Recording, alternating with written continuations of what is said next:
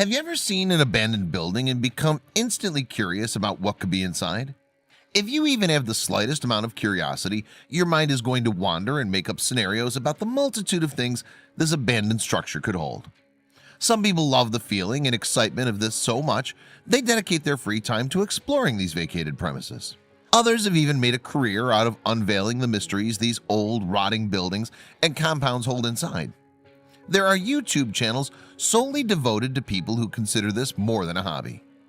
Watching the videos can be exciting in itself. You never know what these people will find next, and believe me, there are some amazing finds that occur in these shells of civilization. That's what makes this video so interesting and even a little creepy. YouTube user Adam the Woo is a man who loves a good abandoned building. He decided to team up with YouTube user the Carpetbagger and explore an area in the middle of the desert.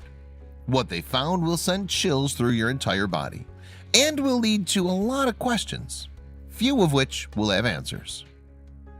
This is the broad look at the compound these two urban explorers found. It isn't very big but holds quite a bit in a small area. It definitely looks like it's been abandoned for some time.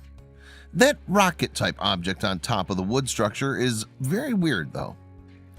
After walking around for a minute, they took a peek inside one of the buildings and discovered something pretty horrific. It was a homemade electric chair. The video took on a whole new vibe after they found this thing. It went from a simple exploration to, "We might not want to be here," really quick. The chair had straps attached to the wooden frame, and they were definitely used to tie people down to the chair. This is a headpiece sitting in the chair that you can slightly see. It looks like it was used to administer the electric shock.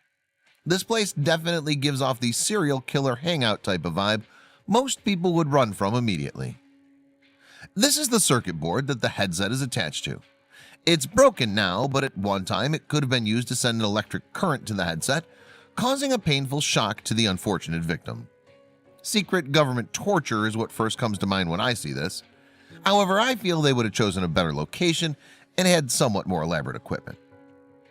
This control unit of some kind was found inside the building with the chair inside.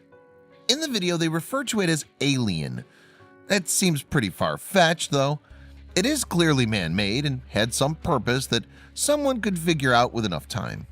It was possibly used to control the surveillance system for the compound if it was ever actually inhabited. They walked around the compound a little bit more and found another building they decided to investigate. It's definitely taken a beating and looks like it could collapse at any moment.